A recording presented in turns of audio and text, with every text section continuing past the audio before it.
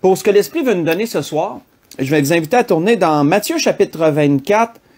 On va lire du verset 1 au verset 14 de l'Évangile selon Matthieu chapitre 24. Chapitre qui est considéré très spécial pour plusieurs raisons. Parce que c'est une fenêtre ouverte que le Seigneur nous a donnée sur... que le Seigneur leur avait donné et que le Seigneur nous donne également sur le futur. Un futur pour nous qui est très proche puisqu'on est parvenu à la fin des siècles. Je le crois sincèrement. Et également sur les choses qui vont survenir prochainement. Futur présent et futur dans ce qui va survenir. Mais l'Esprit ne veut pas toucher absolument à tout Matthieu 24 ce soir, ça serait beaucoup trop long à couvrir. L'Esprit veut surtout se concentrer sur la portion de l'Église. Qu'est-ce qui concerne l'Église dans Matthieu chapitre 24? L'Esprit me dirige dans ces choses et on va voir point par point ce qu'il nous est dit du verset 1 au verset 14. On va commencer par le lire en entier. Ben, lire au moins jusqu'au verset 14. Quand je dis entier, c'est du verset 1 au verset 14. Et ensuite, on va laisser l'Esprit nous revenir sur des points. On voit qu'il nous est dit dans Matthieu chapitre 24, débutant au verset 1, « Comme Jésus s'en allait, au sortir du temple, ses disciples s'approchèrent pour lui en faire remarquer les constructions. Mais il leur dit, « Voyez-vous tout cela? Je vous le dis, il ne restera pas ici pierre sur pierre qui ne soit renversée. » Il s'assit sur la montagne des Oliviers. Et les disciples vinrent en particulier lui poser cette question. « Dis-nous quand cela arrivera-t-il? Quel sera le signe de ton avènement et de la fin du monde? » Et Jésus leur répondit, « Prenez garde que personne ne vous séduise. Car plusieurs viendront sous mon nom, disant, « C'est moi qui suis le Christ. » Et ils séduiront beaucoup de gens. Vous entendrez parler de guerre et de bruit de guerre. Gardez-vous d'être troublés, car il faut que ces choses arrivent. Mais ce ne sera pas encore la fin. Une nation s'élèvera contre une nation, et un royaume contre un royaume. Il y aura en divers lieux des famines et des tremblements de terre. Tout cela ne sera que le commencement des douleurs. Alors on vous livrera au tourment, et l'on vous fera mourir, et vous serez haïs de toutes les nations à cause de mon nom. Alors aussi plusieurs succomberont, ils se trahiront, se haïront les uns les autres. Plusieurs faux prophètes s'élèveront, ils séduiront beaucoup de gens. Et parce que l'iniquité se sera accrue, l'amour du plus grand nombre se refroidira. Mais celui qui persévérera jusqu'à la fin sera sauvé. Cette bonne nouvelle du royaume sera prêchée dans le monde entier pour servir de témoignage à toutes les nations. Alors viendra la fin. On va arrêter ici. Donc, comme je vous le disais, cette portion qu'on vient de lire concerne principalement l'Église. Depuis son établissement par le Seigneur, jusqu'au temps où elle sera enlevée. On voit que lorsque ce message est survenu, le Seigneur était allé au temple, comme à son habitude. Parce que c'était la maison de son Père. Et le Seigneur aimait s'y rendre, parce qu'il ressentait bien sûr la présence de son Père. Et c'était un bon endroit pour enseigner, bien sûr, très propice. Et là, particulièrement au sortir du temple, je ne crois pas que les disciples avaient fait ça à tous les fois qu'ils allaient là, mais pris d'une certaine inspiration, ils ont commencé à faire remarquer au Seigneur la beauté de la construction.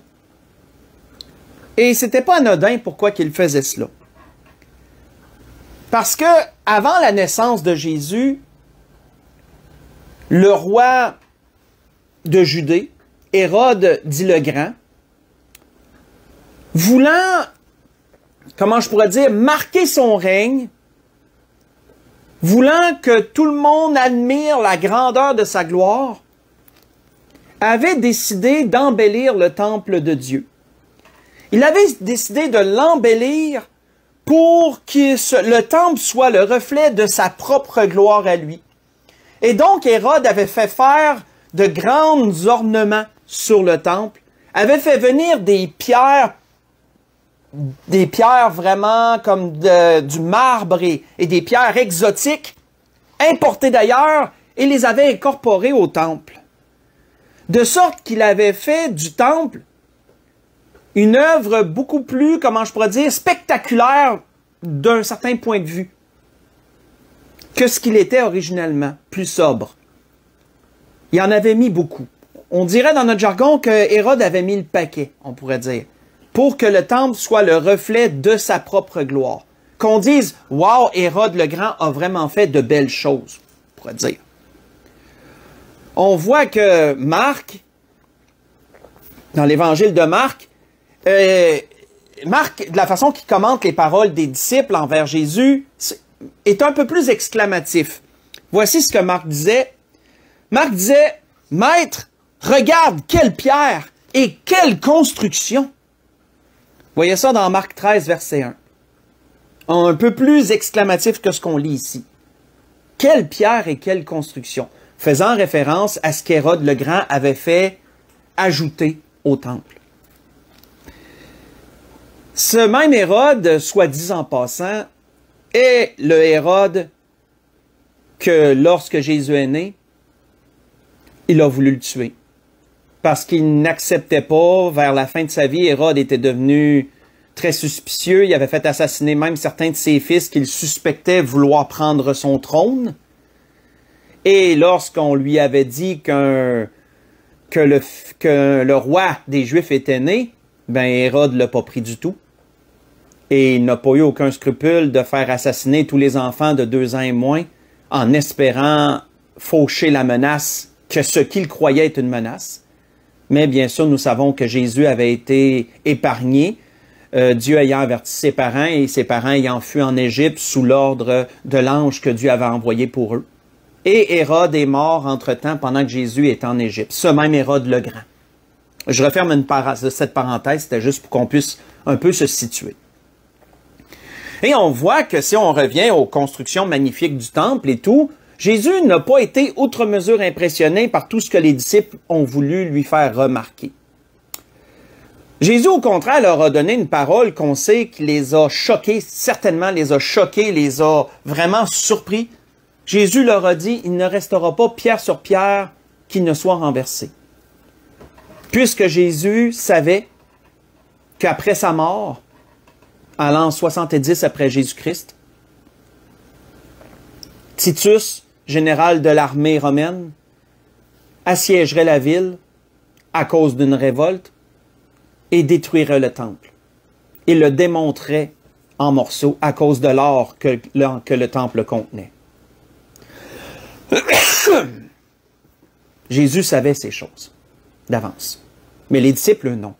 Alors, quand Jésus leur a dit, il ne restera pas pierre sur pierre qui ne soit renversé, ça les avait grandement surpris.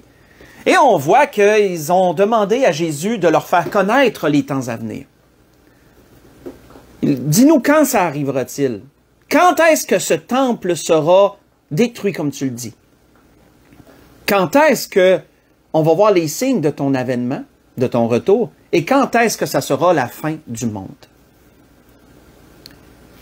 Et comme on va le voir beaucoup plus tard, on va revenir sur la définition, mais quand les disciples ont demandé à Jésus la fin du monde, c'était vraiment la fin du monde. C'était vraiment la fin qui allait signaler la nouvelle terre, les nouveaux cieux, la nouvelle terre. C'était vraiment la fin du monde. Et on voit que Jésus a entrepris de leur donner certains signes. Mais pour comprendre les signes que Jésus a entrepris de leur donner, il faut intégrer à notre esprit certains principes. Certains principes qui sont très importants. Premier principe, c'est que dans Matthieu 24, il y a 3 groupes de personnes qui sont comment je pourrais dire, qui sont représentées. Et même aux yeux de Dieu, ici-bas, il y a 3 groupes de personnes qui sont représentés tout court. Pas juste dans Matthieu 24. Aux yeux de Dieu, sur cette terre, 3 groupes de personnes. Le peuple élu, le peuple juif, le peuple de Dieu. Les chrétiens, tous ceux qui sont nés de nouveau en Jésus-Christ. et les païens. Autrement dit, le reste des hommes qui n'ont pas encore donné leur vie à Jésus ou qui le rejettent, qui adorent peu importe autre Dieu et idole que ce soit. Ces trois groupes de personnes représentent l'humanité tout entière. Et ça, on doit intégrer ce principe-là. Dans Matthieu 24, c'est la même chose. Dans Matthieu 24, les chrétiens, l'Église est représentée, c'est ce qu'on est en train de lire, c'est ce qu'on va lire. Le peuple élu et le peuple juif, d'autrement dit, le peuple élu, je réfère au peuple juif, est également représenté, ça on ne verra pas cela aujourd'hui. Et les nations, les païens, sont également représentés. Les trois groupes se retrouvent là, et chacun a leur part dans ce que le Seigneur dit. Donc ça, c'est un principe qu'il faut intégrer. Un autre principe, c'est que la parole de Dieu, elle est intemporelle. Elle est intemporelle, ce qui veut dire qu'elle ne varie pas dans le temps. Elle parle dans toutes les époques et de tous les temps. Ce qu'aucune autre parole ne peut faire. La parole de Dieu est la seule parole qui peut être intemporelle. Et donc, ce qu'on va lire, quoique ça a été écrit pour les disciples, et ça a été dit par la bouche du Seigneur et écrit pour les disciples de ce temps-là, mais encore plus, ces mêmes paroles sont pour nous aujourd'hui et elles ont été pour les chrétiens de tous les temps. C'est pour ça qu'on dit que la parole de Dieu, elle est intemporelle. Et ce qui fait que la parole de Dieu, elle est intemporelle, ça va faire qu'il y a des prophéties qui sont mentionnées qu'on va dire cycliques. Ça, je suis déjà revenu sur ça à quelques reprises, si vous vous souvenez. Il y a des prophéties qui sont cycliques. Vu que la parole, elle est intemporelle, certaines prophéties ont été données pour un temps, mais elles se répètent à certaines époques. Les mêmes prophéties peuvent se répéter à certaines époques. Et certaines prophéties qui ont été mentionnées là se répètent également à notre époque et vont se répéter également dans l'avenir. Ça fait partie du précepte, du concept que la parole de Dieu, elle est intemporelle. Il faut intégrer ce principe-là aussi. La parole de Dieu parle donc aux gens de toutes les époques, de tous les âges, et chacun peut s'y retrouver. Malgré le fait que ça a été dit il y a 2000 ans, chacun a pu s'y retrouver d'une certaine façon. Et spécialement nous de nos jours, je dirais. Un autre précepte, un autre principe qu'on doit intégrer à notre esprit, c'est que la venue de Jésus a vraiment marqué quelque chose. La venue de Jésus, ici-bas, a marqué quelque chose. Ça a été un point tournant pour l'humanité. Qu'est-ce que ça l'a marqué? Faites juste écouter, l'auteur d'Hébreux nous le dit. L'auteur d'Hébreux nous dit qu'après avoir, à plusieurs reprises et de plusieurs manières, parlé à nos pères par les prophètes, Dieu, dans ces derniers temps, nous a parlé par le Fils, et il l'a établi héritier de toutes choses, et par lui a créé l'univers. Le Fils est le reflet de sa gloire et l'empreinte de sa personne. Donc on voit que Jésus, c'était pas n'importe qui. Jésus représentait le Père ici-bas. Il est le reflet de sa gloire et l'empreinte de sa personne. Hein, quand vous prenez une empreinte, là, c'est pour connaître votre identité, c'est pour qu'on sache votre identité. Jésus était l'identité de Dieu. Il est l'identité de Dieu. Il est l'empreinte de Dieu. Empreinte. Il a fait la purification des péchés. Il s'est assis à la droite de la majesté divine dans les lieux très hauts. Mais ce sur quoi je voulais surtout m'arrêter, c'est que l'auteur d'Hébreux nous dit que dans ces derniers temps, Dieu nous a parlé par le Fils. Ce que je vous ai lu, c'est dans l'Épître aux Hébreux, chapitre 1, versets 1 à 3. Jésus a marqué ce qu'on appelle les derniers temps. On voit que les apôtres ont parlé de cela. Pierre a parlé, entre autres choses, que depuis que Jésus est retourné auprès du Père, les derniers jours se sont amorcés. Depuis la Pentecôte, l'effusion du Saint-Esprit, Pierre avait déjà fait l'association avec ce que le prophète Joël avait annoncé, que là, et que cela était le signe que les derniers jours étaient amorcés. Vous voyez ça dans Acte 2, verset 17. Et Pierre en a parlé également ailleurs dans son épître, 2 Pierre 3, versets 3 et 4. L'apôtre Paul en avait également parlé que Jésus avait amorcé ces derniers jours par son retour auprès du Père et l'effusion du Saint-Esprit. Il en avait parlé à Timothée dans 2 Timothée 3, versets 1 à 5, en parlant de comment les hommes deviendraient dans les derniers jours. Et on peut très bien s'y retrouver, bien sûr. On les voit pleinement, ces signes-là. On voit que Jean, lui, avait même parlé de la dernière heure dans 1 Jean 2, verset 18. La dernière heure. Il faut intégrer ce principe, frères et sœurs, que depuis que Jésus s'en est retourné auprès du Père, depuis que Jésus est venu, c'est les derniers temps. Et depuis qu'il est retourné auprès du Père et qu'il y a eu l'effusion du Saint-Esprit, nous sommes dans les derniers jours. Et peut-être qu'on va se dire, oui, mais ça fait 2000 ans, les derniers jours, c'est long. Mais souvenez-vous qu'aux yeux de Dieu, Pierre a dit quelque chose de très important. Aux yeux de Dieu, un jour est comme 1000 ans comme un jour. Donc, aux yeux de Dieu, ça ne fait que 2 jours, on pourrait dire d'une certaine façon, que Jésus s'en est retourné. Donc, ce qui nous paraît long, aux yeux de Dieu, est un laps de temps très court. La conception du temps n'est pas la même. Ça, c'est un autre principe à intégrer. Donc, on a vu jusqu'à présent 3 principes à intégrer pour comprendre ce qui va suivre, là. On voit que, qu'est-ce qui nous est dit, qu'est-ce qui nous avait été dit au verset 4 et 5? Il nous avait été dit de prendre garde parce que plusieurs viendraient et se feraient passer pour Jésus. Peut-être que ça peut nous paraître, comment je pourrais dire, anodin.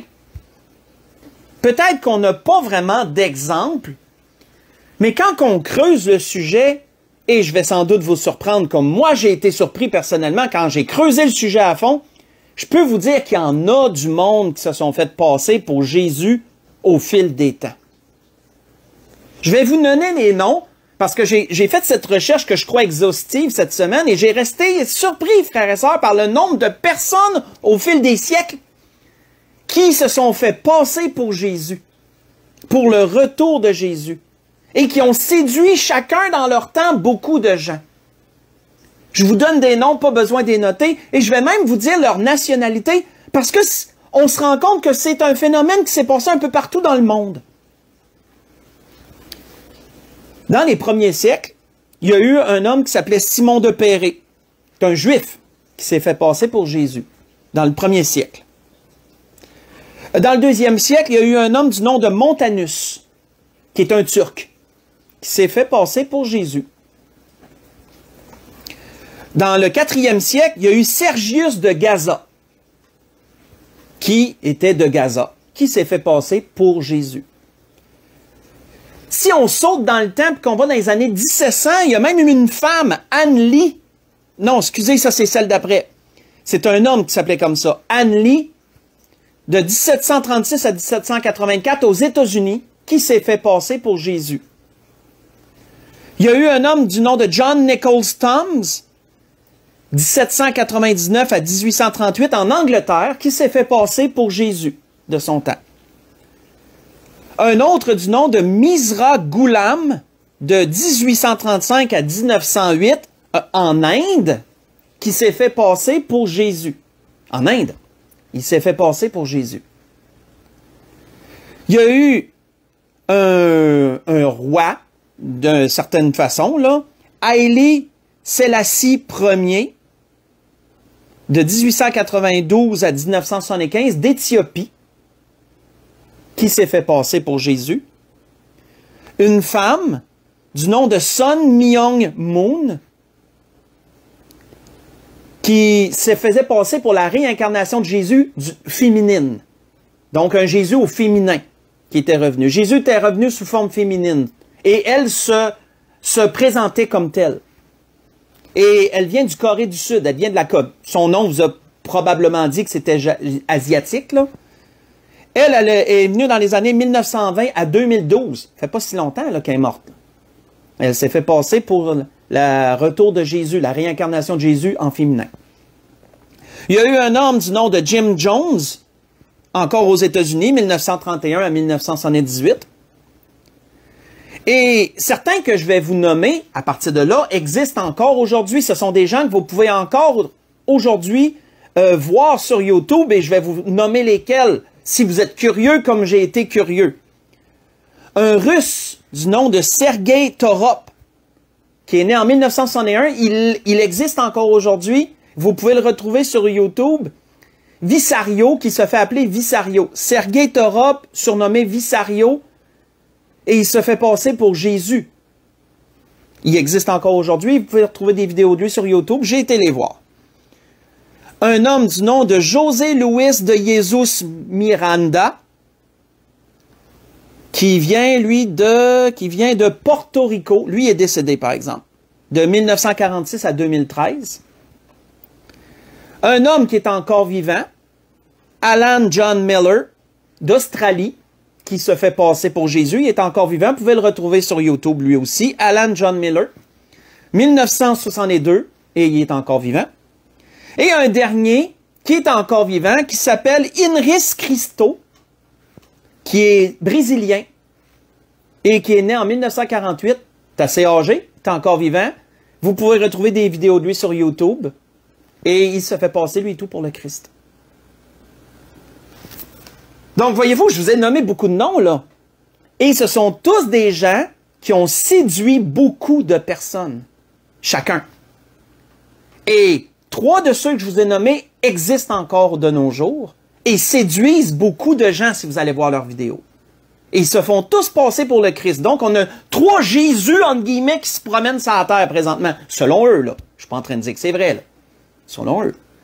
Et même au Québec, on en a eu un. Saviez-vous ça? Au Québec, on en a eu un. Je me suis souvenu de ça quand je faisais cette recherche-là. J.E. en avait parlé en 2009.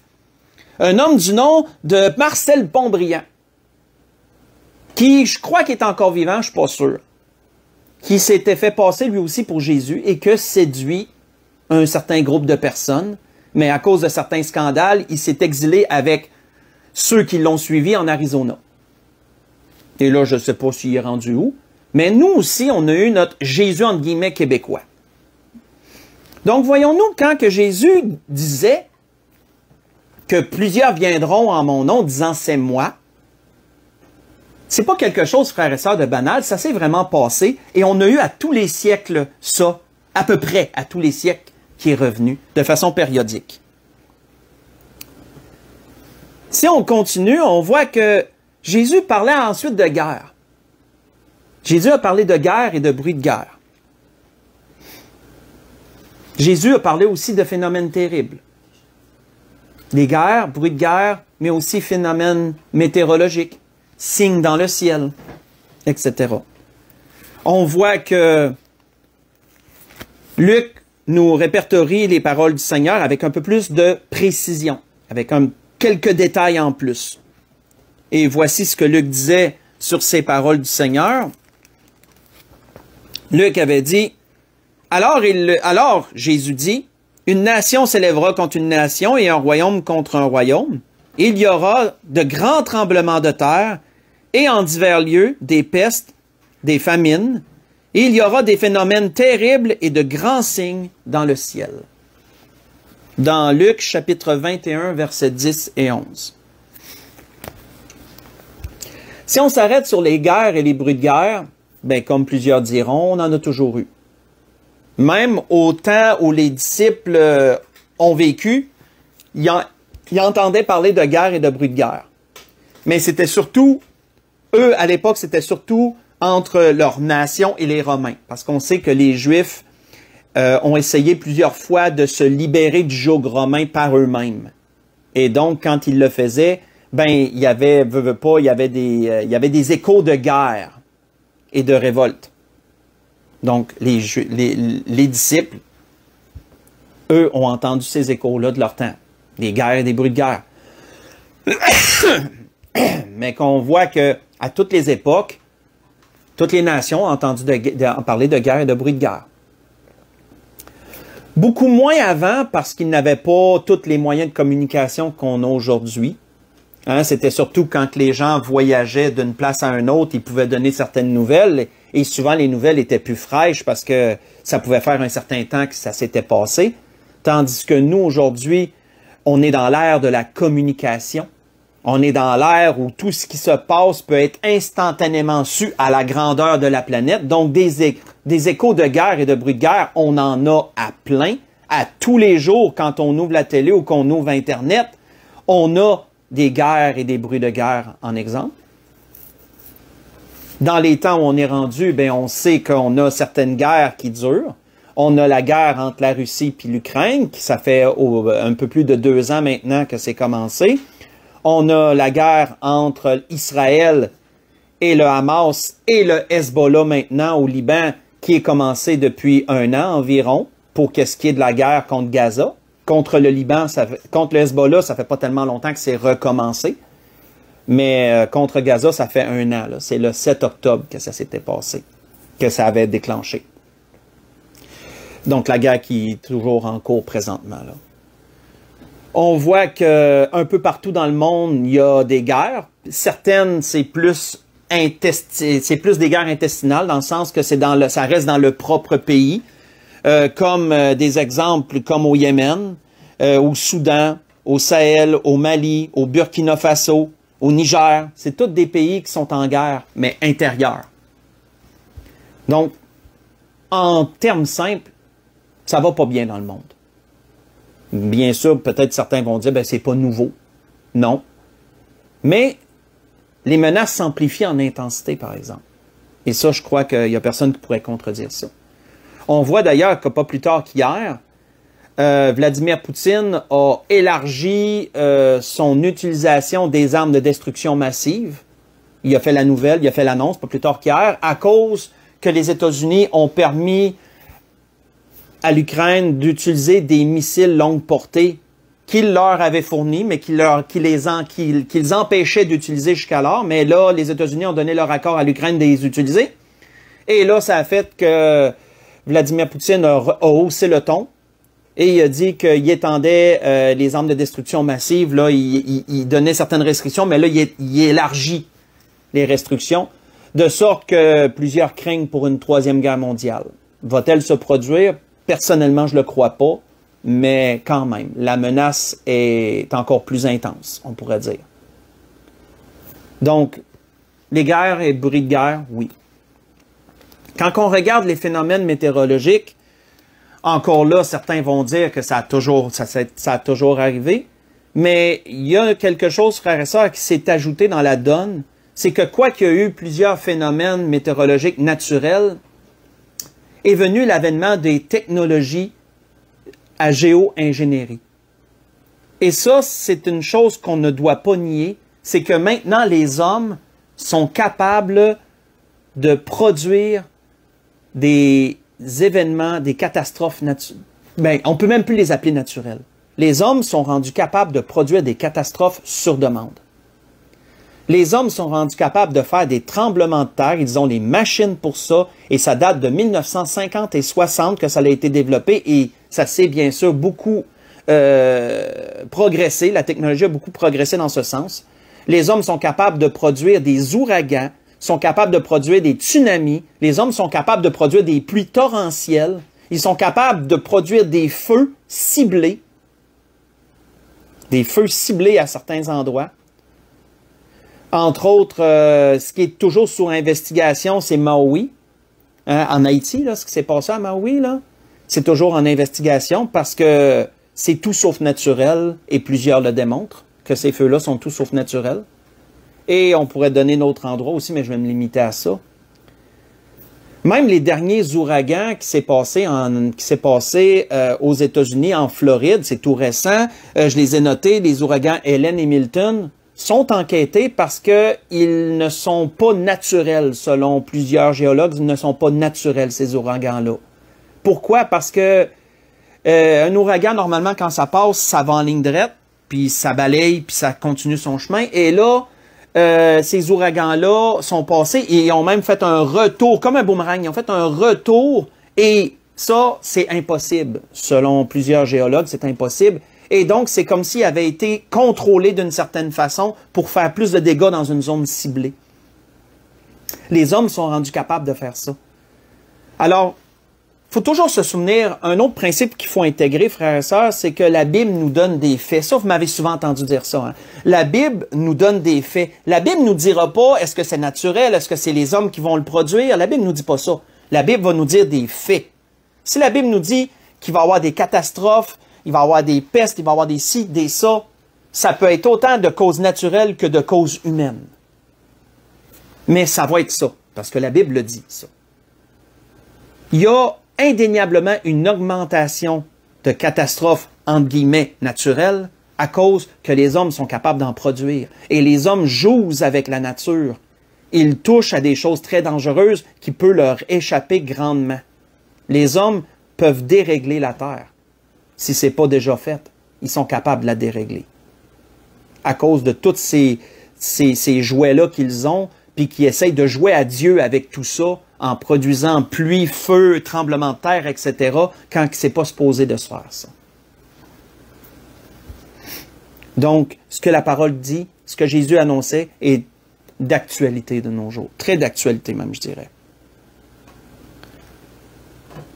On voit que, à travers leur manipulation, les hommes peuvent causer des pestes.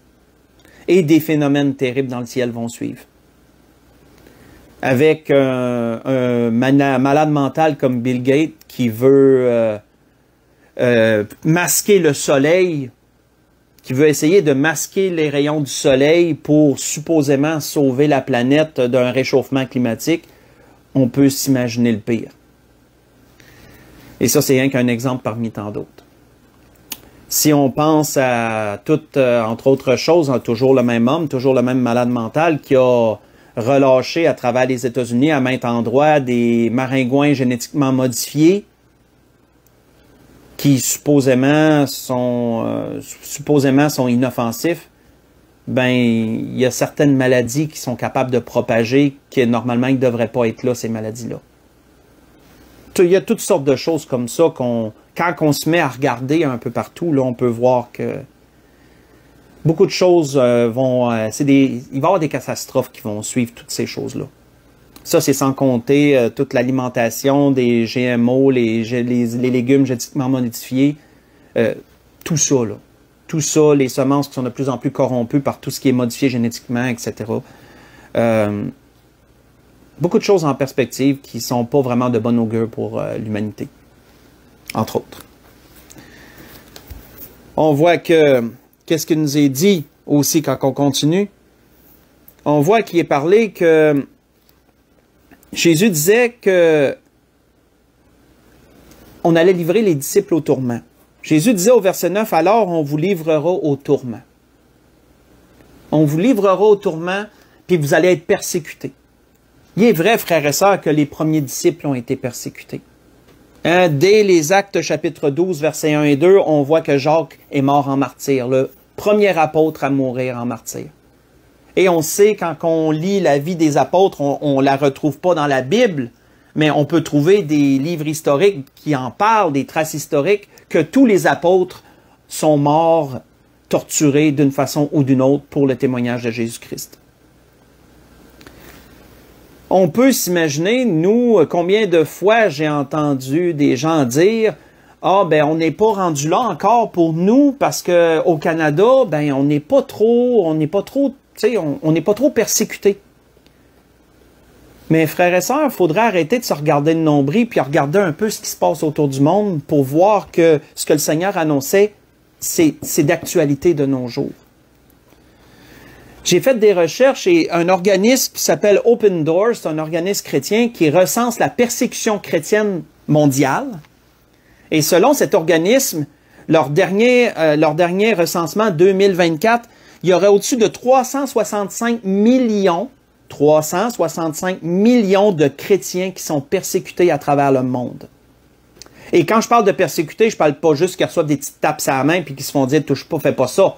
Non, persécutés, torturés et même tués pour la foi en Jésus-Christ. 365 millions, c'est un chrétien sur 7 dans le monde entier qui est recensé, là. Un chrétien sur 7. C'est énorme. Saviez-vous que la religion chrétienne est celle la plus persécutée dans le monde entier? Hein? On pourrait penser qu'il y en a d'autres. Non, c'est les chrétiens qui sont les plus persécutés dans le monde entier. On se demande bien pourquoi. Qui est en arrière de ça? Bien, c'est le diable, bien sûr. Bien sûr, je ne vous apprends rien. Mais c'est juste pour nous dire que quand Jésus disait qu'on va vous livrer au tourment, il ne faut pas regarder notre petit nombril canadien, québécois, puis dire, ben nous autres, on n'est pas trop pire, ça veut dire qu'on n'est pas rendu là. Non. Regardez ce qui se passe dans le monde. Et ça, c'est présent. Et ça ne veut pas dire, quand que le Seigneur annonçait ça, ça ne veut pas dire que c'est tous les chrétiens du monde entier qui vont tous subir les tourments.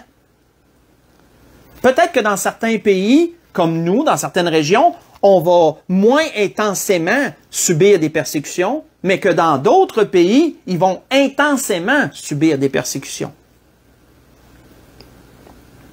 Il ne faut pas oublier, un des principes que je vous ai mentionné en introduction, c'est que la parole de Dieu, elle est intemporelle.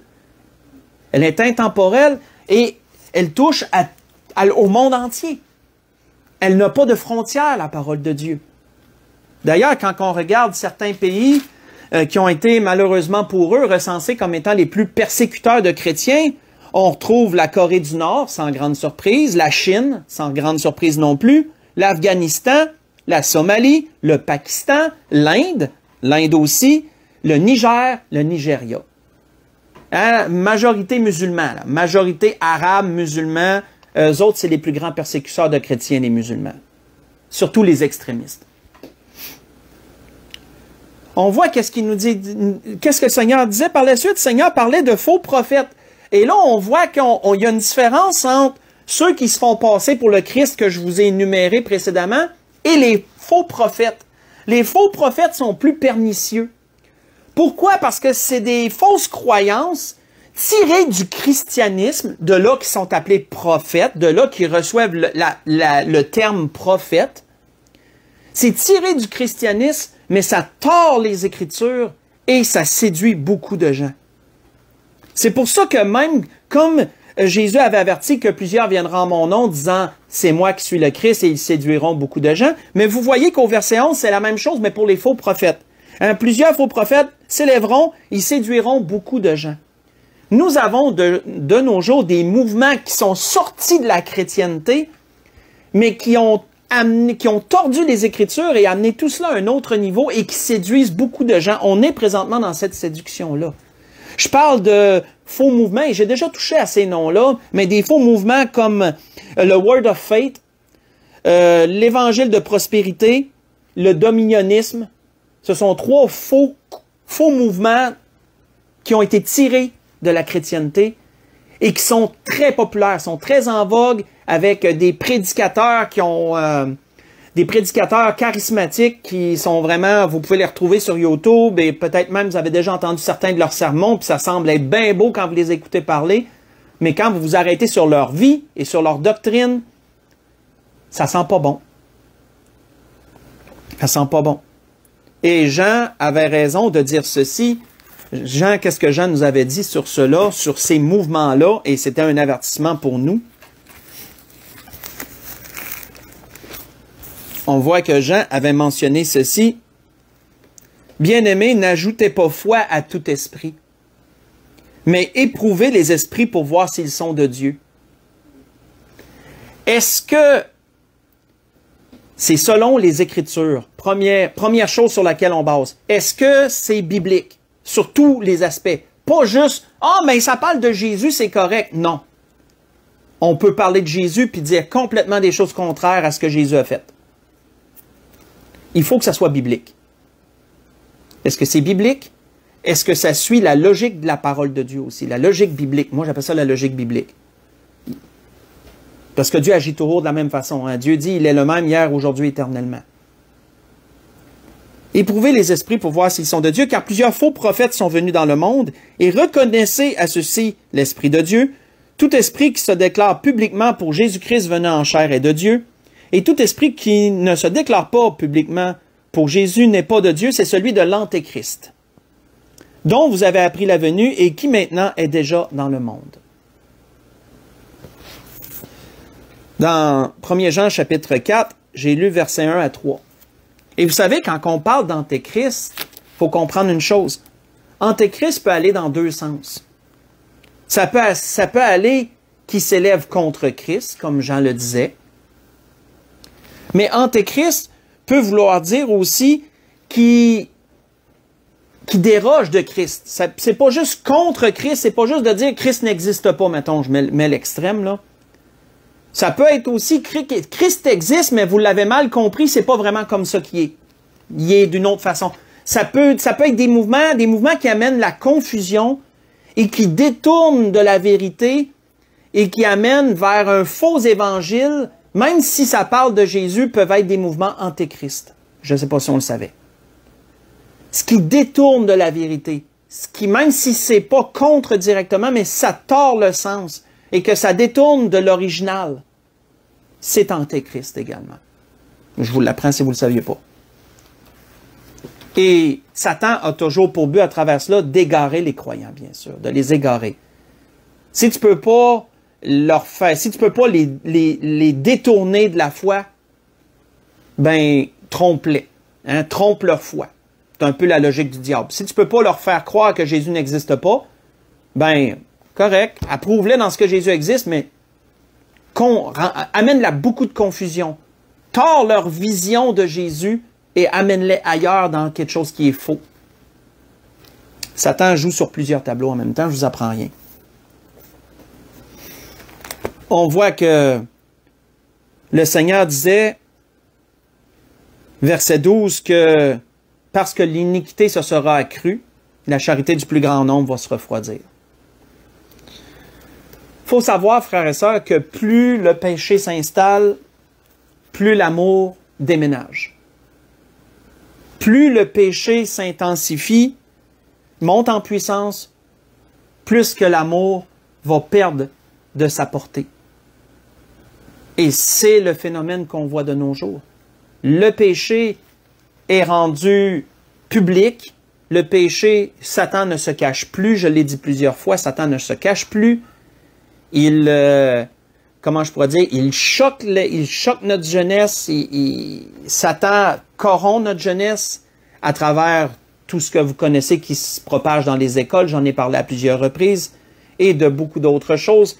D'ailleurs, ma femme m'a fait remarquer ce soir, elle m'a fait écouter un peu un preview d'un nouveau film de Noël qui va sortir. Et je vais juste vous donner le préambule rapidement. Je me souviens plus du nom du film, par exemple, là. Mais vous pourrez le trouver facilement. C'est un film qui va sortir pour Noël. Dear Santa. Ouais, ok, ma femme elle vient juste me souvenir les noms. Ça s'appelle Dear Santa. Ça va sortir pour Noël.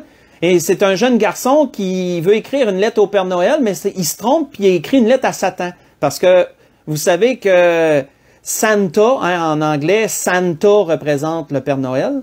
Mais Satan, hein, Santa, Satan, vous voyez comment c'est proche, là?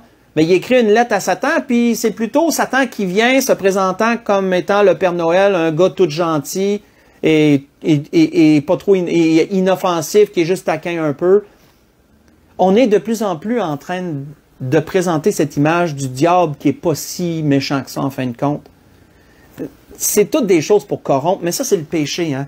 Plus le péché augmente, plus l'amour se refroidit. Et on est dans ces temps-là de séduction, de grande séduction. On est dans ces temps-là de grande séduction. Et vous savez, quand on touche à l'amour, on touche aussi à un autre aspect important, on touche à la foi. On touche à la foi. Si l'amour se refroidit, frères et sœurs, la foi aussi va se refroidir. Parce que tous deux, l'amour et la foi, sont deux fruits de l'esprit. Vous les retrouvez dans Galates 5. C'est deux fruits de l'esprit. Et c'est pas pour rien que le Seigneur disait là, que lorsqu'il allait revenir dans Luc 18, je me souviens plus exactement quel verset, mais le Seigneur disait dans Luc 18, lorsque je vais revenir, est-ce que je vais trouver de la foi sur la terre? C'est la même chose par rapport à l'amour. C'est la même chose par rapport à l'amour. Deux fruits de l'esprit qui, comment je pourrais dire, perdent du terrain quand le péché augmente. Et on voit que c'est pas pour rien que l'apôtre Paul avait dit aux Thessaloniciens ceci, il dit que personne ne vous séduise d'aucune manière, car il faut que l'apostasie soit arrivée auparavant, avant qu'il revienne, autrement dit, et excusez qu'on ait vu paraître l'homme du péché, le fils de la perdition. Dans 2e Thessaloniciens, chapitre 2, verset 3.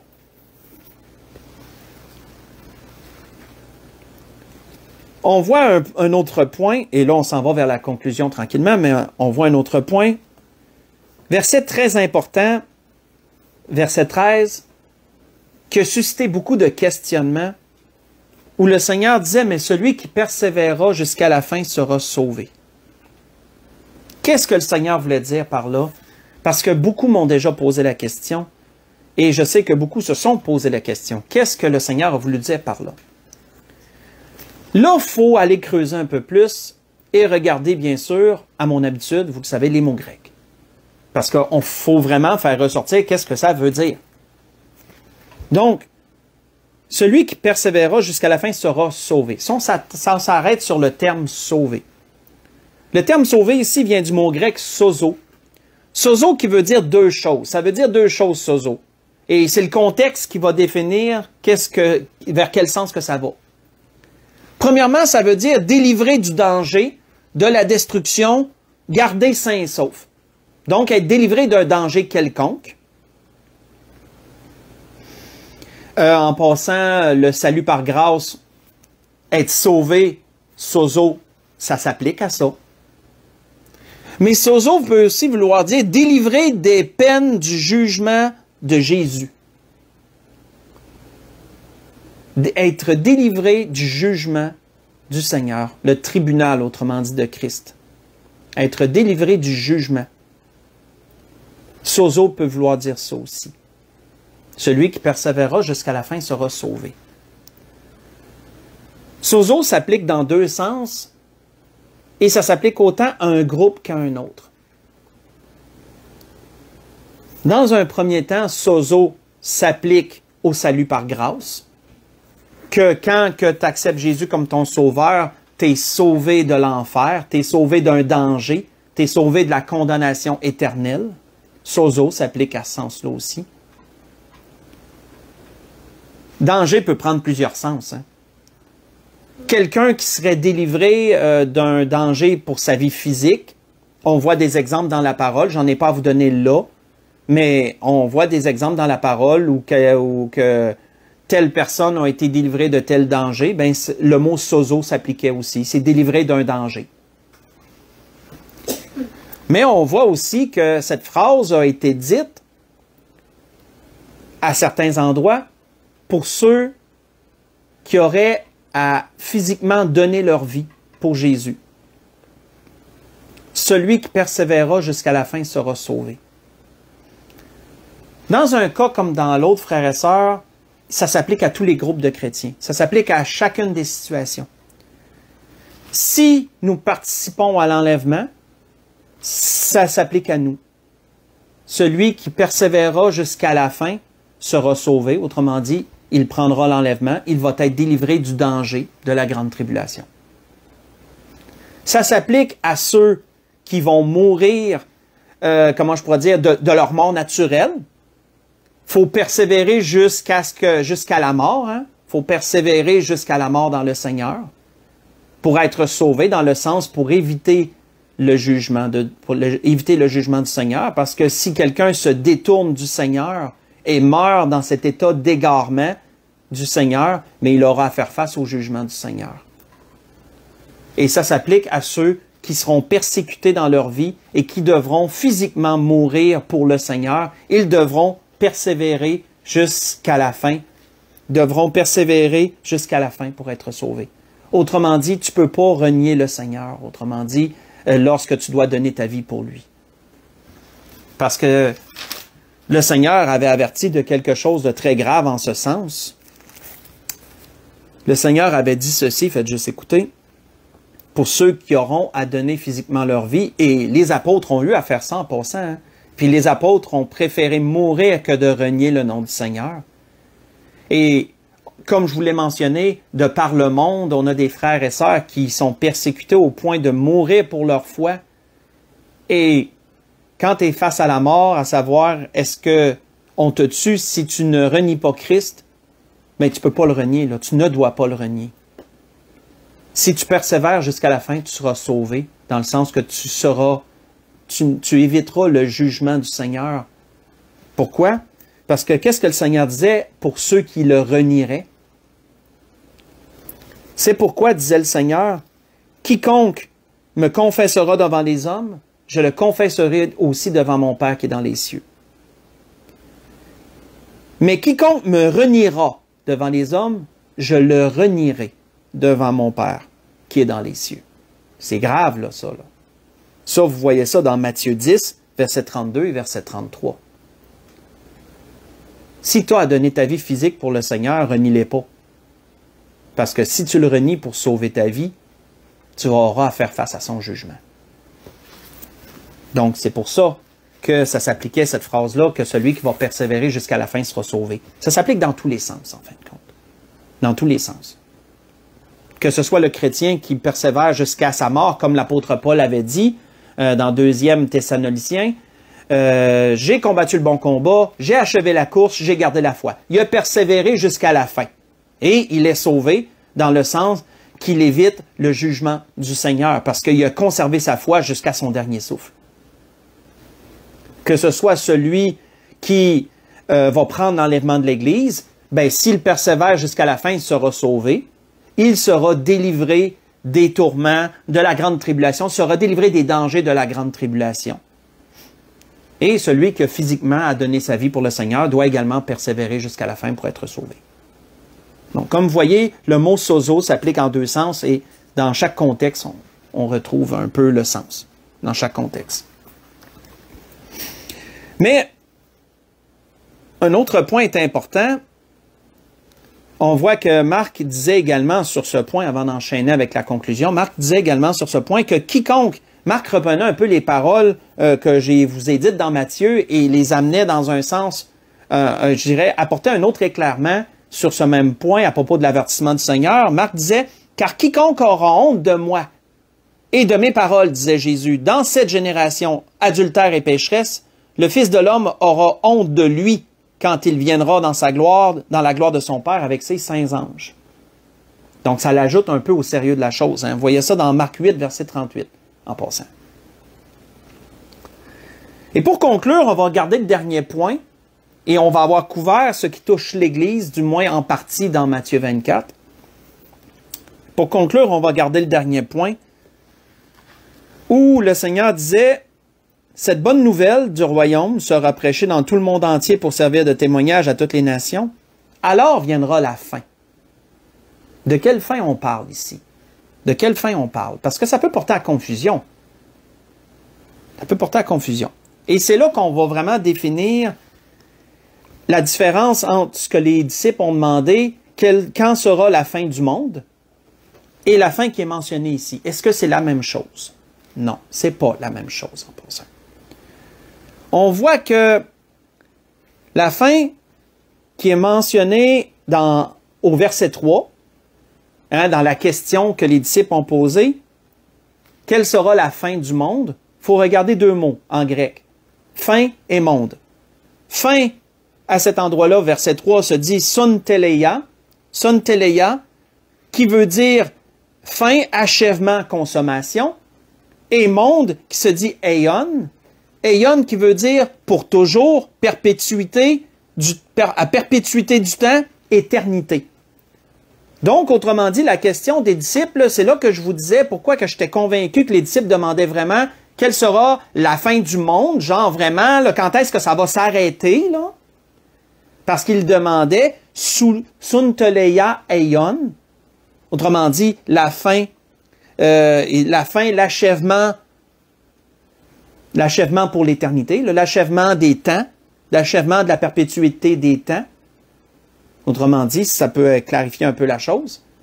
Mais quand il cite, Jésus a dit, au verset 14, que la bonne nouvelle devrait être prêchée par toutes les nations et ensuite viendra la fin, quel mot qui est employé ici, c'est le mot telos. Le mot telos qui veut dire, excusez-moi, limite à laquelle cesse une chose. Limite à laquelle cesse une chose. Et ça se dit, dans la description du mot, ça se dit lorsque une chose se termine, une clôture, un issue, qu'un but est atteint. Autrement dit, c'est pas la fin totale, là. c'est simplement la fin d'une chose, la fin d'un temps, autrement dit. Et télos a été répété à plusieurs endroits quand il est dit, entre autres, au verset 6, vous allez entendre parler de guerre et de bruit de guerre. Il faut que ces choses arrivent, mais ça ne sera pas encore la fin. Télos. Autrement dit, ça ne sera pas la clôture encore. Là, il y a d'autres événements qui vont suivre. Là. Et c'est là que le Seigneur parle ensuite des nations qui vont s'élever contre les nations. Quand il est dit plus loin, celui qui persévérera jusqu'à la fin sera sauvé, encore là, la fin là, c'est télos. Autrement dit, celui qui va persévérer jusqu'à la clôture, c'est la fin de quoi? C'est la fin de sa vie ou c'est la fin, mettons, c'est soit la fin de sa vie ou c'est soit l'enlèvement, c'est la fin d'un cycle, d'un temps, c'est la fin de l'ère de l'Église, mettons, c'est la fin du temps de la grâce, ça c'est toujours télos. C'est toujours télos parce que c'est pas la fin du monde entier, c'est pas la fin pour l'éternité, là. Comprenons-nous la différence entre les deux? Donc, alors viendra la fin. Ça nous dit simplement la fin de l'ère de l'Église, la fin du temps de la grâce. C'est la clôture, le but est atteint. Quel but est atteint? Qu'est-ce que l'apôtre Paul, et je vais vous amener avec moi, si vous voulez lire avec moi, on va aller dans Romains 11. On va aller dans Romains 11 pour voir ça. Quel but est atteint? Romains 11, versets 25 et 26.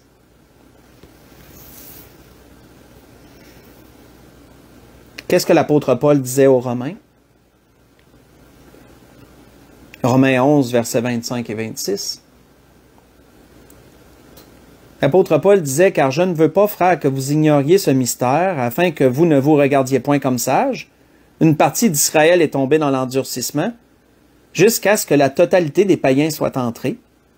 Et ainsi tout Israël sera sauvé, selon ce qui est écrit, le libérateur viendra de Sion, et il détournera Jacob de ses impiétés. » On va arrêter ici. Ça, frères et sœurs, il y a une chose qu'on doit comprendre à propos de ce que l'apôtre Paul disait aux Romains, qui s'imbrique avec ce que le Seigneur a dit dans Matthieu 24. Alors viendra la fin. Hein, la bonne nouvelle va être prêchée par toutes les nations, alors viendra la fin. Il faut comprendre que la totalité des païens qui seront entrés concerne pas seulement les païens qui vont prendre l'enlèvement. Et là, avant d'être choqué ou avant de dire qu'est-ce qu'il est en train de dire là, écoutez.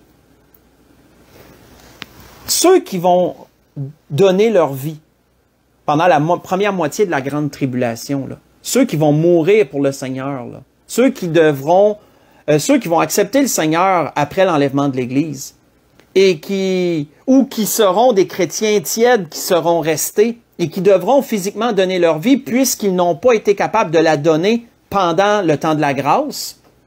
Mais là, ils devront physiquement la donner.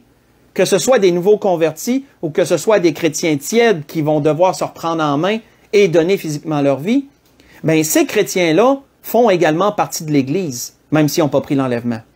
Leur nom est écrit dans le livre de vie. C'est des gens qui vont être sauvés pendant la première moitié de la grande tribulation. Et il faut que la totalité des païens soit entrés, mais ça les concerne eux aussi. Souvent, on pense que quand on nous dit quand Paul disait que la totalité des païens doit entrer, on pense que ça se limite à l'enlèvement. Et d'ailleurs, plusieurs disent dans leurs prières, j'ai déjà entendu ça dans les prières, que Seigneur permette que la dernière âme entre pour qu'on puisse être enlevé. Il y a un petit peu une mauvaise conception des choses là-dedans. Il faut comprendre que lorsqu'il y aura l'enlèvement, ceux qui vont donner leur vie dans la première moitié font partie de l'Église, eux autres aussi. Eux autres aussi font partie de la totalité des païens qui doivent entrer. Pourquoi? Parce que lorsque eux autres vont être entrés, et que là, la marque de la bête va être instaurée sur terre, bien là, il n'y a plus d'échappatoire pour les nations, là. Il n'y a plus de salut, il n'y a plus d'échappatoire, là. Et le peuple d'Israël va souffrir. Et de là, ce que l'apôtre Paul disait aux Romains, que tout Israël va se tourner vers le Seigneur pour être sauvé aussi. Pourquoi? Parce que la totalité des païens vont être entrés. Donc, comprenons-nous, il faut comprendre ce concept-là. Là. Et c'est pour ça que quand Le Seigneur disait, alors viendra la fin. Le Seigneur voulait clore la fin d'un temps. Il parlait de la fin d'un temps. Et ensuite, on touchera à ça si l'Esprit le veut dimanche. Peut-être que ça va être dimanche. Probablement, mais ça, je ne vais pas mettre ma main à couper là-dessus. On va voir ce que l'Esprit va diriger. Mais c'est là qu'après ça, on tombe dans la portion juive de Matthieu 24. Qu'est-ce qui concerne les Juifs dans Matthieu 24, à partir du verset 15? Et c'était ce que l'Esprit voulait nous dire ce soir. L'Esprit voulait nous parler ce soir de l'Église. On a décrit beaucoup de choses. Du verset 1 au verset 14, on a décrit en détail beaucoup de choses. On a vu beaucoup de points. Pour nous montrer quoi? Pour nous montrer qu'on est là. On est là, ça nous concerne autant que ça les concernait, ça nous concerne. Et autant davantage parce qu'on est rendu dans les derniers temps, on est dans la dernière heure et le retour du Seigneur est proche. Donc, peu importe que ce soit pour l'enlèvement ou que ce soit pour notre mort prochaine, persévérons jusqu'à la fin pour être sauvés, si vous avez compris les sens.